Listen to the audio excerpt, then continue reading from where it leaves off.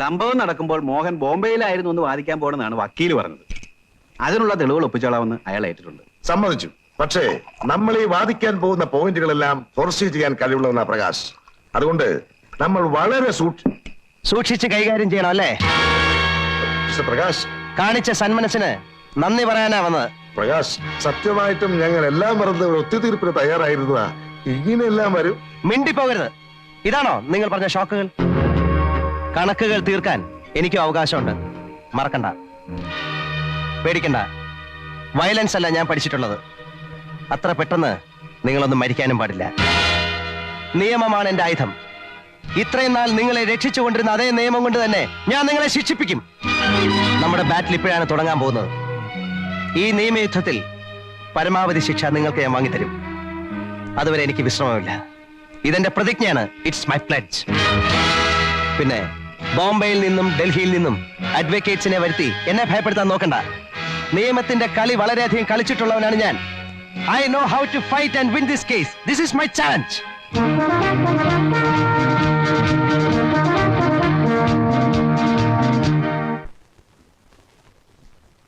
ഒരു തരത്തിൽ പറഞ്ഞാൽ എന്റേതും ഒരു പനിഷ്മെന്റ് ട്രാൻസ്ഫർ ആണ് മിസ്റ്റർ പ്രകാശ്. പക്ഷേ ഇത്തരം ട്രാൻസ്ഫറുകളൊന്നും എന്നെയും രാജശേഖരനെയും പോലുള്ളവരുടെ മുറയിൽ തകർക്കുകയില്ല. മിസ്റ്റർ പ്രകാശ്, കൈമലിന്റെ ആൾക്കാർ ഇവിടെ എന്താണ് ചെയ്യുന്നത് എന്ന് എനിക്ക് വ്യക്തമായിട്ട് അറിയാം. അങ്ങേരുടെ ഓപ്പറേഷൻസിന്റെ ഫുൾ ഡീറ്റെയിൽസ് ഉള്ള റിപ്പോർട്ട് എന്നെ ഏൽപ്പിച്ചിട്ടാണ് രാജശേഖരൻ പോയത്. രാജശേഖരൻ തുടങ്ങി വെച്ചത് പൂർത്തീകരിക്കുകയാണ് എന്റെ ലക്ഷ്യം. ഗീതയുടെ മരണം ഒരു മർഡർ ആണെന്നും കൈമളിന്റെ ആൾക്കാരാണത് ചെയ്തിട്ടുള്ളത് എന്നതിലും എനിക്ക് യാതൊരു സംശയവുമില്ല. ബട്ട് പ്രകാശ്, കുറച്ചുകൂടി തെളിവുകൾ കിട്ടിയെങ്കിൽ മാത്രമേ നമുക്ക് സ്ട്രോങ് ആയി മൂവ് ചെയ്യാൻ പറ്റൂ. തെളിവുകൾ എത്ര വേണമെങ്കിലും ഞാൻ തരാം സാർ. മർഡർ നടന്ന സ്പോട്ടിൽ നിന്ന് കിട്ടിയ ലോക്കറ്റ് മോഹന്റേതാണെന്ന് ഞാൻ നിഷ്പ്രയാസം തെളിയിച്ചു തരാം. ഗീത എഴുതി എന്ന് പറയപ്പെടുന്ന എഴുത്ത് വ്യാജമാണ് സാർ. കൈയക്ഷരം ഇത്രയും മനോഹരമായി ഫോർജ് ചെയ്യാൻ കഴിവുള്ള ഒരാളെ ഈ നാട്ടിലുള്ളൂ, അനന്തകൃഷ്ണൻ. 2 ദിവസത്തിനകം അയാളെ സാറിന് മുമ്പിൽ ഹാജരാക്കാൻ എനിക്ക് കഴിയും. Very good. അതൊരു നല്ല ഐഡിയ ആണ്. Then proceed that way mister Prakash. ധൈര്യമായിരിക്കൂ. I will be with you. Thank you sir.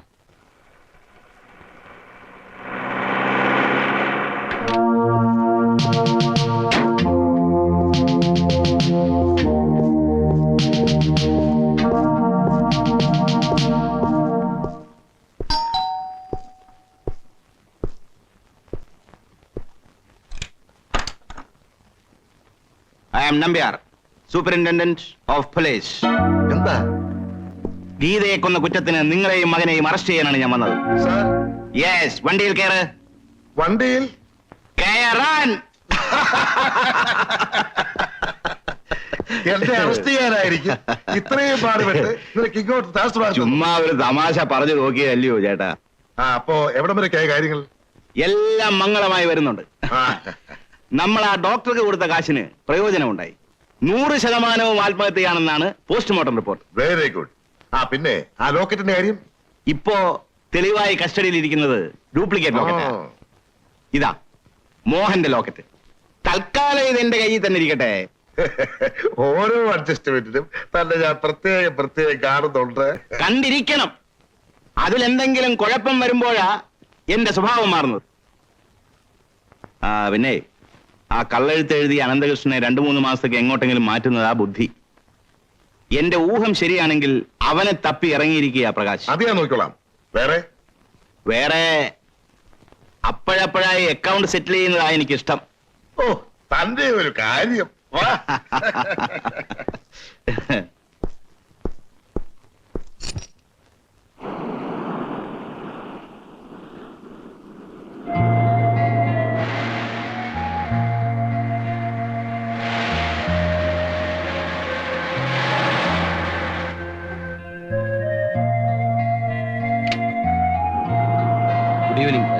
Good evening, sir.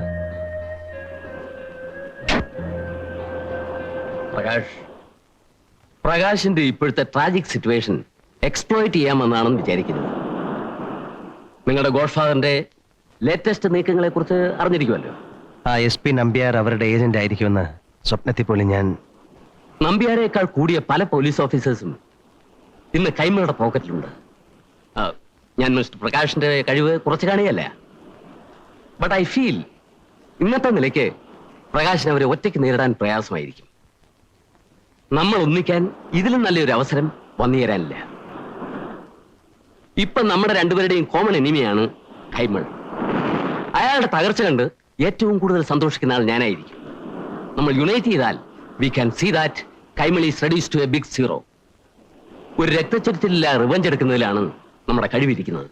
Sir ഉദ്ദേശിക്കുന്നത്? വരും.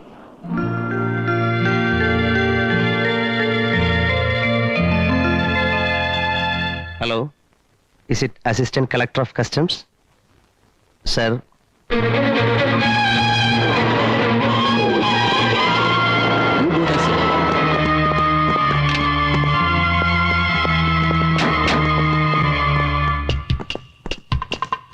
ഹേ മിസ്റ്റർ, നിങ്ങളൊന്ന് പുറത്തു നിൽക്കണം. ഞങ്ങൾക്ക് ഇവിടെ ഒന്ന് പരിശോധിക്കണം.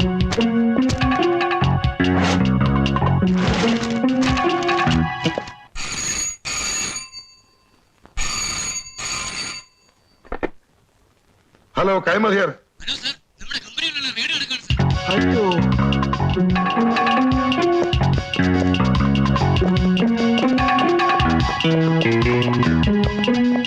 ആ ഫയൽസ് എല്ലാം ഒന്ന് കാണണം. നിങ്ങളാരാ?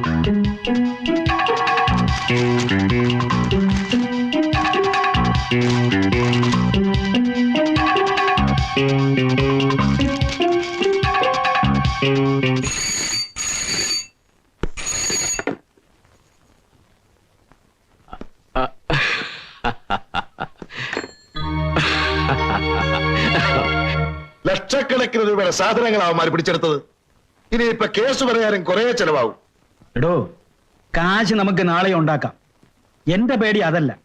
നമ്മൾ തമ്മിലുള്ള എല്ലാ ബന്ധവും മുഖ്യനറിയാം. ഇനി ഇതിന്റെ പേരിൽ മന്ത്രിസ്ഥാനം വല്ലതും പോയാൽ അതോടെ നമ്മുടെ എല്ലാ കളികളും തീരും. കയ്യും കണക്കുമില്ലാതെ ജിക്ക് കാശ് വാരി എറിയുന്നുണ്ട്. കിട്ടിയ ചാൻസിൽ നമ്മളെ ഷെഡിലാക്കാൻ അയാളുടെ നീക്കം. നമ്മുടെ കൺസേൺസ് റെയ്ഡ് ചെയ്യിച്ചതിന് പ്രതികാരമായി നമ്മളും ജി കെയുടെ ഓപ്പറേഷൻസിനെ കുറിച്ച് അധികാരികൾക്ക് വിവരം ചോർത്തി കൊടുക്കണം. പരസ്പരം വെട്ടി മരിക്കാമെന്നല്ലേ?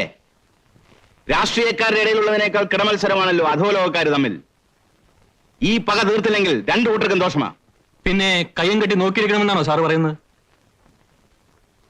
ഞാനൊരു വഴി പറയട്ടെ. സാറ് മനസ്സ് വെച്ചാൽ ജി കെ കൂടി നമ്മുടെ ക്യാമ്പിലേക്ക് കൊണ്ടുവരാൻ പറ്റും.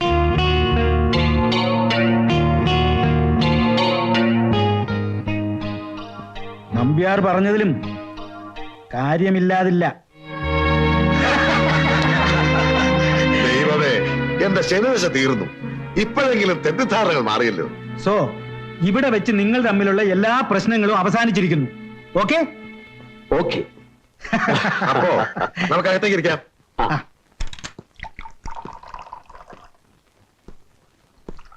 ഏതായാലും നിങ്ങളെ ഞാൻ സമ്മതിച്ചു തന്നിരിക്കുന്നു. ആ ശ്യാം പ്രകാശിന്റെ മുമ്പിൽ വളരെ ക്ലീൻ ആയിട്ടുള്ള ഒരു മാന്യന്റെ രൂപത്തിലല്ലേ നിങ്ങൾ അവതരിച്ചത്. ആ ഇമേജ് അങ്ങനെ തന്നെ ഇരിക്കട്ടെ. അത് വെച്ച് നമുക്ക് പലതും ക്യാഷ് ചെയ്യാൻ പറ്റും. എന്റെ സെന്റിമെന്റൽ അപ്രോച്ചിൽ വീണ് കിടക്കുക പ്രകാശ്. ഇപ്പൊ അവനെ ഏത് കുഴിയിൽ ചാടിക്കാനും എന്നെ കൊണ്ട് പറ്റും. എന്താ അതുപോലെ? കളിക്കൂ.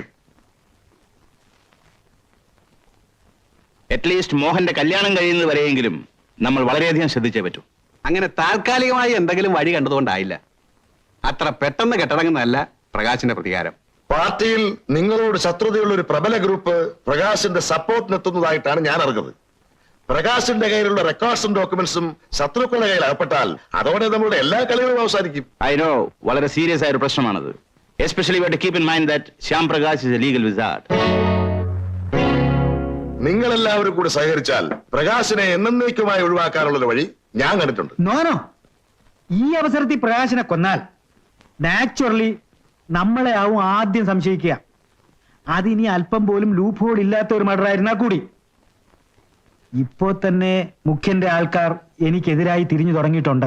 അതിന് പ്രകാശിനെ കൊല്ലണമെന്ന് ആര് പറഞ്ഞു? പിന്നെ